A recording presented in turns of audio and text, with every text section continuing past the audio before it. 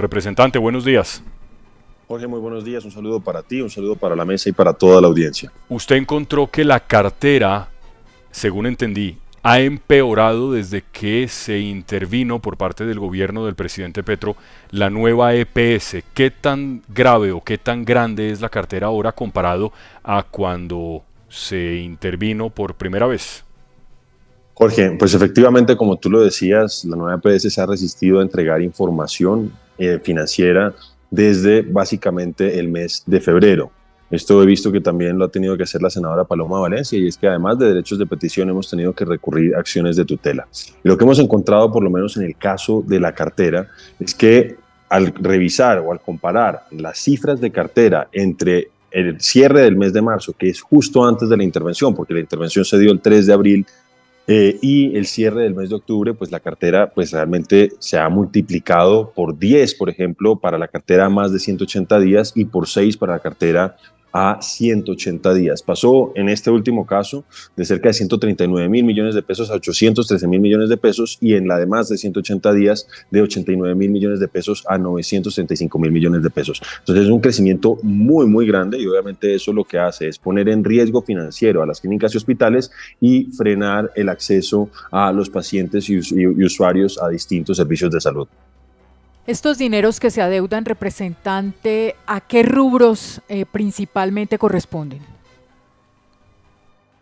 Básicamente, esa es la información que a mí me entregaron. Yo no podría desglosar o no podría desagregar esa información, porque realmente ellos han sido demasiado herméticos con esa información, y ahora cuando uno ve estos resultados, pues uno entiende por qué. Entonces, lo que uno sí ve es que lamentablemente esa promesa que hizo el gobierno nacional de que las intervenciones iban a servir para sanear la cartera de la CPS y que iban a garantizar un mejor acceso a la salud, lamentablemente no se han cumplido, y precisamente ha pasado todo lo contrario. Representante, le voy a pedir que repita otra vez la cifra de lo que encontró de la cartera y cómo ha empeorado entre el momento en el que se empieza la intervención y el momento en el que a usted le responden esto con los recursos jurídicos que usted ha interpuesto. Recordemos de nuevo las cifras, que es que me parece que son muy importantes. No, son unas cifras realmente pasmosas. Entonces, la primera es cartera a 180 días, es decir, que está vencida y que no ha pasado los 180 días de vencimiento. Y está más o menos, no, es entre 60 y 180 días realmente, según lo que ellos nos mandan.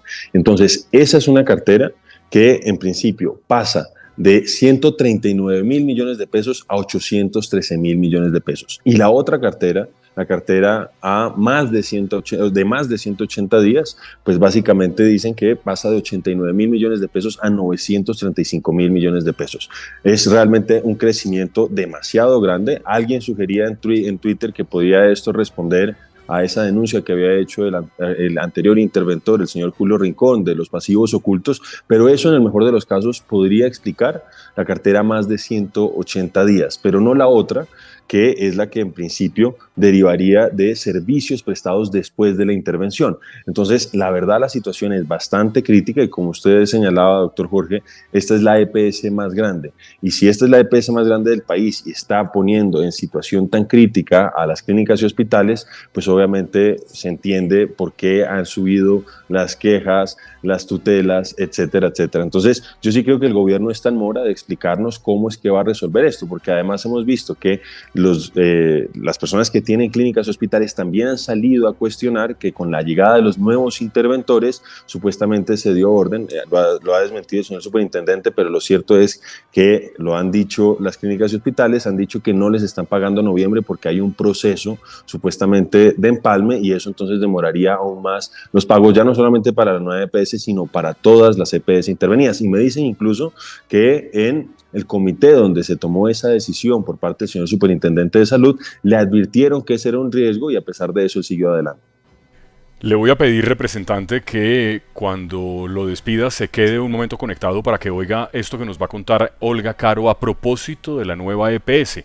Cuenta ella en Manizales que uno de los principales hospitales de Caldas ha cerrado sus puertas a los usuarios de la nueva EPS por las multimillonarias deudas que tiene la entidad con esa institución prestadora de servicios, con esa IPS.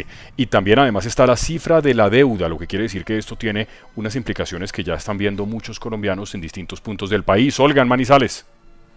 La deuda de Nueva EPS con el Hospital Santa Sofía en Manizales es de más de 16.000 millones de pesos, por lo que tomaron la decisión de suspender los servicios a los usuarios desde el próximo 1 de diciembre si la entidad no cancela. Carlos Alberto Piedrahíta es el gerente del hospital e indicó que solo atenderán a pacientes que tengan enfermedades de alto nivel de complejidad o urgencias vitales. Antes de ser intervenida la Nueva EPS, el Hospital Santa Sofía recibía en promedio 4.000 millones de pesos de giro de la facturación y atendíamos menos pacientes. Hoy atendemos más pacientes, el 90% de la ocupación depende de la Nueva EPS y giran menos y pagan menos. Y radicamos más cuentas y producimos más y nos pagan menos. Esto ha conllevado a que la cartera día a día se incremente en nuestro hospital. Hoy la Nueva EPS le da a Santa Sofía más de 16.000 millones de pesos. Informó además que interpuso una denuncia penal a Julio Alberto Rincón, exinterventor de Nueva EPS, pues en su momento negó el pago de las cuentas e indican que las ocultó con el propósito de evadir los pagos al Hospital Santa Sofía en el departamento de Caldas.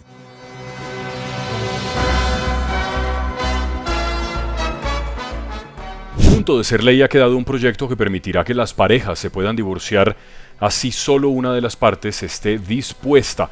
Este es un proyecto que tiene además la autoría de Catherine Miranda, la representante de la Cámara de la Alianza Verde. ¿Qué más dice el proyecto, Sebastián Cortés? Una iniciativa que va a crear una nueva causal para pedir el divorcio, la libre voluntad. Según ha dicho la autora del proyecto, la congresista Catherine Miranda, es pensando en aquellos casos donde se acabó el amor. Todos hemos escuchado la frase "no me quiere dar el divorcio". Eso nosotros lo escuchamos constantemente en los procesos que se adelantan al interior de los matrimonios, y lo que pasa es que se tiene que demostrar 2 años de no convivencia. Cuando hicimos la investigación, ¿qué es lo que pasa durante esos 2 años de no convivencia? El hombre que se cree dueño de la mujer, en la gran mayoría de los casos, va a la casa de la mujer, se genera violencia intrafamiliar, en muchos de los casos lastimosamente se ha generado feminicidio. Sectores conservadores han mostrado su preocupación por el proyecto, pues dicen que se agrede la figura de la familia. El congresista Luis Miguel López. Es que de alguna manera el matrimonio con eso ya no queda valiendo nada, se vuelve desechable. Es lastimosamente el mensaje que se da. El ponente del proyecto, Julio César Triana de Cambio Radical, respondió a estas preocupaciones. Esta es una ley que para nada va a afectar la institución del matrimonio o mucho menos a afectar la institución de la familia. Esta es una ley que protege los derechos de los hijos, de los cónyuges, pero que genera algo muy importante, y es atender un mandato constitucional, y es el de la libertad de la pareja, cuando quiera de manera unilateral solicitar el divorcio. Al proyecto únicamente le resta la conciliación entre lo que aprobó el Senado y lo que ha avalado la Cámara de Representantes. Una vez supere este último paso, que dice el representante Triana va a ser solo un trámite, el proyecto quedará a una firma del presidente Gustavo Petro de convertirse en ley. Espinosa, ¿usted sabe cuántas parejas se divorcian en Colombia? No, cuéntame. 1 de cada 3. Y esto que era con las limitaciones que existían en el Código Civil, que es de 1887, que era el mutuo acuerdo, la infidelidad, el alcoholismo, la violencia. Ahora, ¿cómo va a subir esta estadística cuando ya puede pedir el divorcio el cónyuge que quiera, sin más limitaciones? En nuestro caso eso no va a pasar. No, ninguno en esta mesa. No he sido nunca más feliz. Además, el representante conservador diciendo que afecta a la familia. Bueno, si la solidez del matrimonio de una persona depende de una ley X, Y o Z, es porque tal vez hay que revisar esa ley. Me se parece ningún inconveniente, pero además me parece una cosa, pero del medioevo, que usted no puede decir me quiero separar y punto. Sí, de acuerdo. Sí, es que es eso, el código es de 1887. No puede, que porque la ley, que porque no sé qué, no, para nada. Cuando una persona se quiere separar, pues le dice a la otra y se ponen de acuerdo y chao, ¿no? Mire, tiene toda la razón.